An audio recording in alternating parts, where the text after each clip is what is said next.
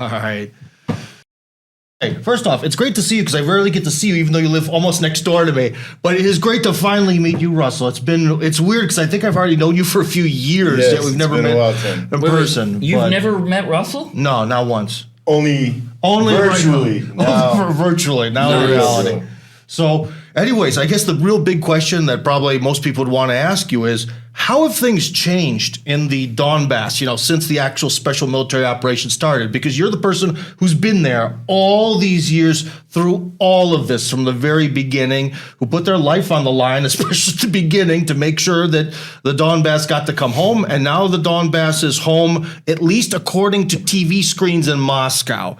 So, how have things changed, man? Well, the first thing that everybody needs to always remember is this war didn't start in February of 2022. It started in early 2014. Mm-hmm. I came to Donetsk in December of 2014 to join the army and to defend the people of Donbass and to, as I said back then, punish the punishers. Mm-hmm. And I did that. I served a year in the DPR Army. As a member of Vostok, as a member of Han Spetsnaz Battalion, and also as the MVD VV, which is like the military police. Avdiivka, Donbass Front, Donetsk Airport, Spartak, Iznovata. And, it's been a real war this whole time. I mean, a real war in the sense of we've been fighting against tanks, heavy artillery, even airstrikes. And so it's been a real war for 8 years, not just since the beginning of this year. Mm-hmm. At the beginning of this year, and people need to understand, too, that the reason that the Russians came in is because the Ukrainian army had amassed 120,000 troops along the Donbass front, which was about 200 miles. So 120,000 soldiers, artillery, tanks, everything, against the people's militia, DPR defenders, and we were way outnumbered. They were getting ready to come in. They were going to make a major assault. The Donbass front is literally on the city limits of the main cities of Donbass, which is Lugansk, Donetsk, Gorlovka, Makiivka, and so from the center of Donetsk, it's like 10 miles to the front line, less. And so they were getting ready. They had prepared. They had the intentions. They had the plans. And Russia knew about it. So they knew that if the Ukrainian army was able to make it halfway into the city, Donetsk is a city of 1 million people, then that would have negated, it would have been urban warfare, and it would have negated the main military advantages that Russia has, which is its air power, its missile power, and its artillery, because when you're surrounded by civilians, you can't use those weapons. Mm-hmm. And just as the Ukrainian Azov Nazis did in Mariupol, they had as a strategic tactic, they were going to use human shields. Yeah. So Russia made the right move. They had no other choice but to come in at the beginning of or the end of February. They did. They saved tens of thousands, at least, of civilian lives by doing so. And it upped the war. The war is harder for everybody now, but it was inevitable. It was inescapable. And we thank Russia for what they did. Well, one thing, why did it take them so long? Because if it took them sort of 8 years to prepare, and even then, Russia struck first, why did it take so long? They amassed 120,000 guys, and what? They sort of were waiting for a particular time or an opportunity? The Ukrainians had a specific attack plan, and they were coming in, and, it was the first week of March was the planned start date for this offensive. It's the weather's changing. It's like, and really the weather wouldn't have been that much of a consideration because, it's not like they have to go through the mud in the fields because they're coming straight in on the main roads, Yeah. So, Russia for 8 years tried to make a diplomatic solution, tried to make the peaceful, least destructive solution. And when they understood that that was absolutely impossible, they did what they had to do. And, they hadn't planned on doing it that way, but they had to. And so, and mistakes were made. They bit off more than they could chew in the beginning. they were trying to make an assault force with less than 1-to-1 when military principles say that you need 3 to 5 to 1 in order to attack a defending force. And they did well. They made some mistakes, but now the new general Surovikin. He's my kind of guy, anybody that Alexander Sladkov likes, Alexander Khodorkovsky likes, and Kadyrov likes, Ramzan Kadyrov likes. Yeah. I like them too. Oh, that's pretty simple. Well, then let's go back a little bit to this the phase sort of before the special military operation started. One thing that I'm still curious is for all those years, you guys were sort of stuck in this limbo of being technically inside Ukraine, but technically broken away at the same time. And although Russia and Moscow was sympathetic, I'm sure you heard for years the disappointing sort of rhetoric of like, well, let's follow the Minsk Accords, which would have shoved you guys back into Ukraine under certain terms. But anyways, you're stuck in this netherworld, okay? In a legal sense, in terms of your borders to a degree, like how did people for 8 years, even just have a job and make an income and eat? And how has that changed since the special military operation? Well, first of all, the people of Donbass are among the most bravest in the world. What they've been through for the last 8 years has been really rough. Most people can't even imagine what it's been. And they just, basically, you just get used to it. When I got off the bus in Donetsk on the 7th of December, 2014, I immediately heard heavy artillery shelling, and not like bang, but like, constant. And I'm there, and there's moms pushing their babies in strollers. There's the old ladies feeding the birds or something, and they're just like, no big deal, So I just followed their lead. These people are so brave. They're dedicated. They don't really have any choice, because they understand that the people that are attacking them are genuine Nazis who will come in and commit genocide against them if they surrender. The guys along the front that have been defending it for 8 years, they're DPR soldiers. They have their homes and their families behind them. So, they never retreat. Girkin, Strelkov, he retreated from Slavyansk in 2014 in the summer.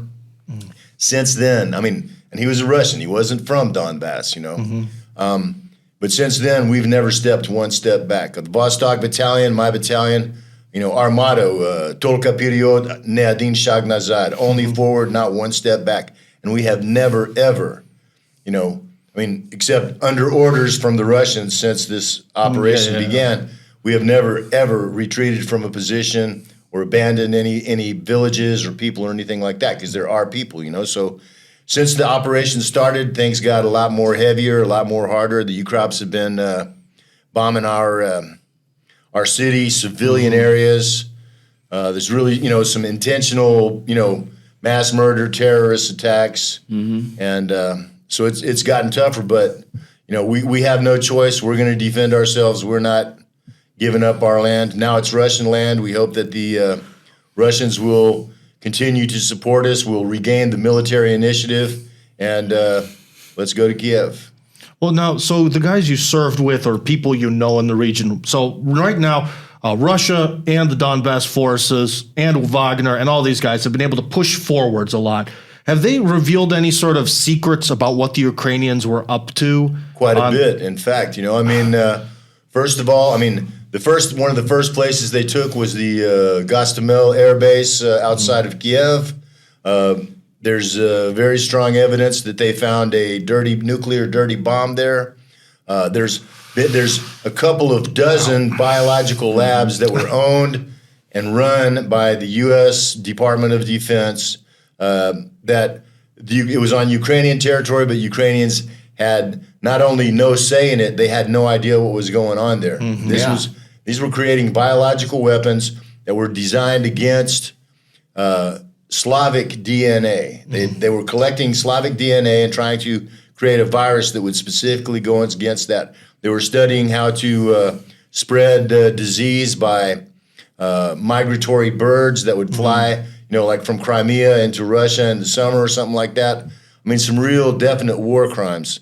So there's been a lot. I mean, and this isn't like something that I read off of some blogger on the internet or something. I mean, Victoria Newland has in fact admitted that there were she says bio research, Yeah. but she's admitted they were there, and it was. I mean, and the Russians have the evidence and the paperwork to back this up. And eventually, if there's ever an honest court somewhere, or the UN ever becomes, honest or anything like that, they will have the evidence to back that up. Good luck. Well, John, do you think that they might have been doing the same thing in China then?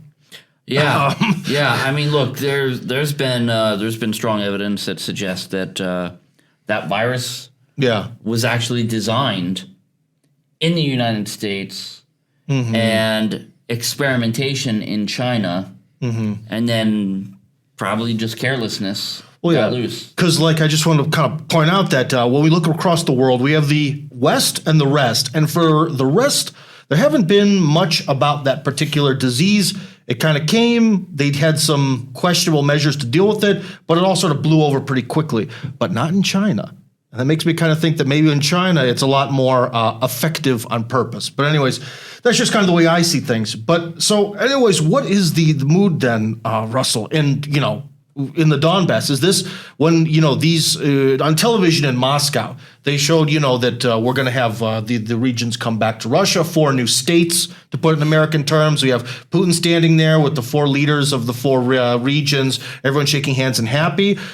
Was the same mood in the Donbass, or people kind of just like, this is more of the same political show? I still hear bombs exploding. It was both to a certain degree. I mean, I voted in the referendum. I voted to allow Russia to join the Donetsk People's Republic, and it was so. I mean, but the only thing that matters is winning this war. That's the only thing that matters. There was a lot of people that thought, this is just more, PR, whatever. As long as the people are still getting massacred, in the Donbass cities, it doesn't matter what flag is flying above the place where all the people get killed. It's who's got the guns, who's controlling the land, and who's protecting the people. That's what counts for us. And we are deeply grateful to Vladimir Putin, the Russian people, the Russian military, Wagner, the Chechen heroes that have come in, and they're doing a great job. The soldiers on the ground are magnificent. The generals, strategic mistakes were made. That's getting corrected now. I do believe that they had a very difficult job at the beginning. So, I'm not saying that they were, complete idiots or that, whatever like that. But, we have to regain the military initiative. My biggest concern right now is that, NATO is using up. They're throwing so much weapons at Ukraine that are getting stolen and diverted. They're getting blown up by our guys. Yeah. So there's no way that either Ukraine or NATO can beat Russia in a conventional war, either in Ukraine or in Europe. Yeah. And everybody knows that, So my fear is that the plan from the West is for them to set off a false flag nuclear weapon, tactical nuke, on Ukrainian-held territory, and then blame it on Russia, and then use that as an excuse for NATO to unleash nukes against Russia. And, from there, it's Pandora's box, and it's the end of everything. You can't put them back in the box, So that's a real concern. The more that Russia can maintain the military initiative, show that it's winning conventionally, then, if Russia's winning conventionally, there's no reasonable person will believe that they would use a nuke if they're already winning, So that's the best protection against that false flag, which, the false flags of NATO in the West are legion and well-known and well-documented. Yeah. So if we can especially in maintain, 2001. exactly, man. And you brought up a good point about all these weapons being stolen. I can't remember where I heard it from, but in Germany, they just arrested somebody with a Stinger missile. Yeah, and they arrested somebody in Alaska with an NLAW. Yeah. Anti-tank rocket. Yeah. Yeah, and also I believe didn't Russia actually buy to NATO something? I think I'll say APCs from like corrupt people that were on the Ukrainian side. Basically, they started buying NATO equipment from them to sort of analyze it and take a look at it. They've bought a HIMARS. A HIMARS, wow. And the ammunition for Russia? 900,000 from corrupt Ukrainians. Yeah. That's actually probably a really good price for that. That's a great deal. Yeah, that's a great deal. 900,000? Well, I mean, the guy that sold it just became almost a millionaire, and I mean, he didn't pay for it. So, just so you guys know, 900,000 was rubles. Yeah? Dollars. Dollars. Okay. Yeah. But still, I don't know how much would a HIMARS system cost. That's something I'm not very good at. These military costs. Probably 4 or 5 million at least, And I mean, the rockets are like 300,000 each, I mean, Jesus Christ. And also, it's pretty easy. Maybe people who are watching this don't really understand that it's also very easy to sort of defect from one side to the other because no matter what they say, everyone speaks Russian. So it's easy once you get that tank to sell it off. But that's actually an interesting moment. How many traitors have been discovered in the Donbass since the beginning of this? Of course, in every war, there's traitors on both sides. Spies like that. I mean, there's, the guys who killed Zaharchenko and Givy and Motorola, they also, they had help, in Donetsk as well. They couldn't have done it all by themselves. So there's always traitors on each side. Our intelligence services are intelligent. You don't want to get on their bad side at all. And, they've rooted out a lot of evil. They've prevented a lot of terrible things from happening, both in Donbass and in Russia, and I give them great respect for that.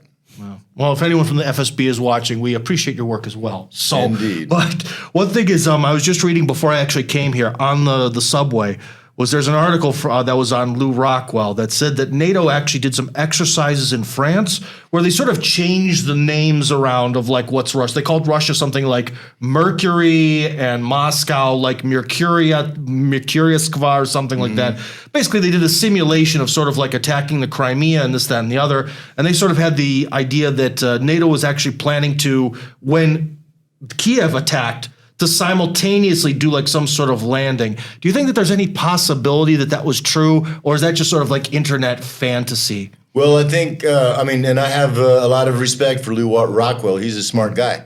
I think that their plan was to come in over land because the thing is, with the anti-ship missiles that major countries have today, amphibious landings are a thing of the past because once, a country sees that there is, a major amphibious force coming, they're not going to wait until it hits the beach, man. They can, because they can pop it. I mean, just like near the Zaporozhye nuclear power plant, right on the front line, there's a big reservoir there, like a giant lake, and on one side is Russian controlled, and the other side is Ukrainian controlled. And they've tried several times, like even with 30 different fast boats to come across and make a landing, and they get popped right there while they're still on the water. Jesus, it's hard to swim with a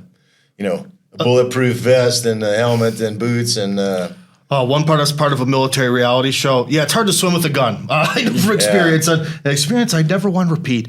But that's pretty crazy. And I think one of the things too is, again, maybe I'm gullible because I've never been in the military, except that stupid reality show. But I've been told that one of the reasons why Iran has such nice drones is because they were sort of preparing for the United States to maybe encircle them and just drone the hell out of the entire Navy or landing craft. And that's why they have so many. Well, one thing that's also one of the reasons I'm sure that they have such excellent equipment is they have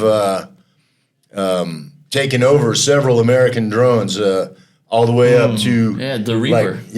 The Reaper, and they landed it themselves. So they reversed engineered. So they got a lot. I mean, and the Iranians are very good with electronic warfare, and which is how they were able to hack that Reaper and bring it down. And a couple of other ones too. And so they basically reverse engineered them, so they got a lot of leaps forward in technology just from Uncle Sam. Nice. Well, now that you're sort of part of Russia proper there, has anything changed, like in terms of the food at the stores? Has banking gotten easier? Maybe the internet, has there sort of been a movement of Russian businesses and services that we get to enjoy here? It's starting, but it hasn't gotten there yet. I mean, one thing that has happened, as has happened pretty much all over the world, is we've seen a significant price rise in food. Fuel is still about the same, which is much better than much better than in Europe, and even better than the States. I think we're paying about $3 a gallon for 95 octane in Donetsk, which is, I see it like, they don't even have 95 in the States. Wait, is it $3 a gallon or a liter? Gallon. So it's cheaper than America. Yeah, it's a lot cheaper. A lot cheaper than America. And actually, you guys are still paying a higher price. A little bit higher. I guess it's expensive to deliver. It fuel is to expensive. a war zone. Because everything has to come through the border. Every time you cross the border, even still, because here you see a day's worth of trucks lined up there. Yeah. Here it's about $2.30 if you do the conversion rate. And that's not bad. That's not bad. And people, of course, the taxis. Since 2014, prices have gone up at least 50%.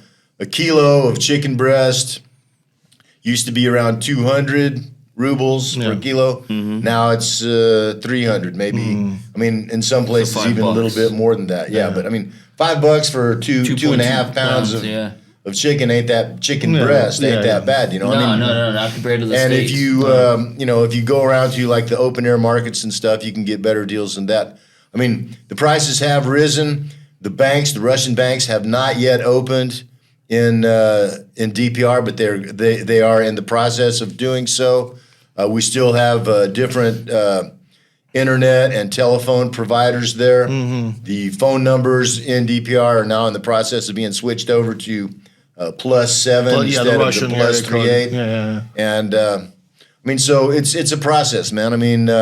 We're witnessing a historic global political change here, and so that kind of stuff doesn't happen right overnight. Yeah. Now, I've gotten a lot of messages from people, maybe over the last, few weeks. They sort of ask me, Tim, how could I then go down and serve in the Donbass or serve in the Russian army? Because I hear that you could get citizenship by serving in the Russian army. First off, how realistic is that? Because, for example, with yourself, because you actually did that. Dude, I've lived here a long time. I think I speak Russian pretty darn well. A lot of times when people scream stuff from far away, it's not like they're screaming something in English. Or there's a little bit of a filter, you know what I mean? Sure. Between what people say and what they don't. Basically, how the hell do you fight in an army that speaks a different language? Can people still even do that? The chances of that are very, very close to zero. If you speak fluent Russian, if you have combat experience, you might be able to, and if you can get a visa and get into Russia, you might be able to talk to Wagner and get a job there. Maybe Wagner, but I went to the recruiting office with a friend of mine. Yeah. I tried to sign up, and they said, sorry, no foreigners.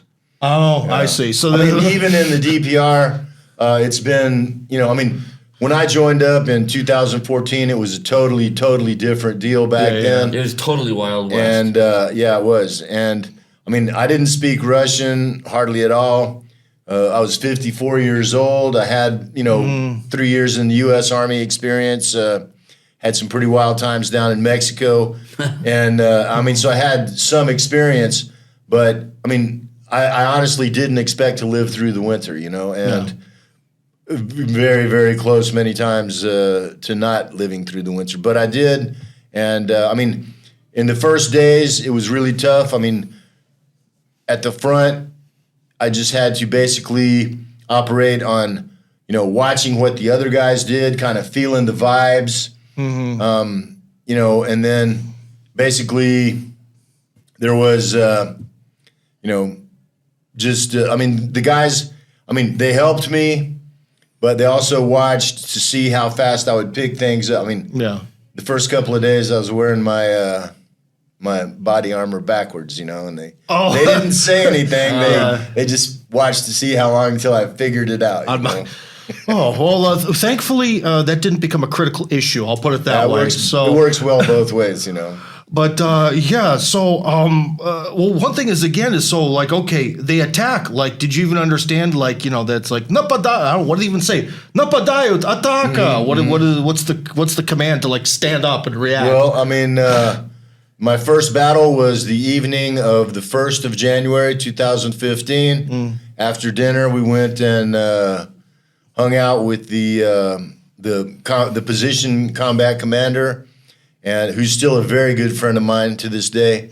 And we talked, smoked some cigarettes, and then he said, "All right, давай, kaska, bronik, automat. 15 minut. Na robota. We'll get to work." And that was it, man. I mean, and so, I was up on the roof with this sniper.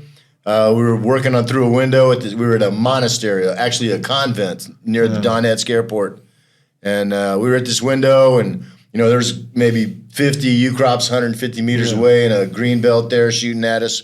And Sniper Latashik, he'd get up and take a couple of shots, and he'd get down, and then I'd get up with the automat and then do the sniper. I mean, we were about this far apart, and a green tracer came through the window, just like that, dude. And when you see a tracer, it's one tracer and then 3 or 5. And so, it was that close in my first battle, but, I won the respect of those guys by doing my job well, by being brave when it was time to be brave. And, that was one of the proudest things I ever did, was to because these guys, they were tough, and they were real soldiers, real men, and good guys, and so, and I'm still friends with all of them. I've lost a lot of friends in this war over these years. I lost a friend today. He was killed this morning. Ilya, he was a volunteer from Italy. He was in Spetsnaz, sniper, and he got killed today. Sorry to hear, bro. Well, condolences. I guess maybe then the last question would be, from the Russian side, again, this is media versus reality, because I work in the media, so I ask a lot of questions from that sort of standpoint. They kind of have this image or this message to people on the Kiev forces, like, you guys are conscripted, we know you don't want to fight, why don't you just surrender? But what you just described, fighting from this convent, how does anyone even surrender? How do you get from one side of a front to another side of a front to surrender, especially when there's commissars or you're never alone, or even if you were. So imagine you're like, okay, I'm going to sneak out and I'm going to surrender. You move, some guy sees an object moving in the middle of the night, bang. Yeah. I mean, that's an excellent question. The Ukrainians, they do use their hardcore Nazis like Pravy Sector and Azov and, Dnieper, the really super hardcore, psychopath killers, kind of as blocking troops, and they have shot their own troops that were trying to surrender. I mean, but the point now, it's a different war. Back then, all our battles were defensive. It was always the U-crops coming to attack us. And now the shoe is on the other foot, and our guys are advancing. And so, and you see it, the videos every day on the internet. People, these guys surrender. They get, if they're wounded, they get taken care of. They're not getting tortured. They're not getting castrated. They're not getting murdered like the U-crops have done to our guys.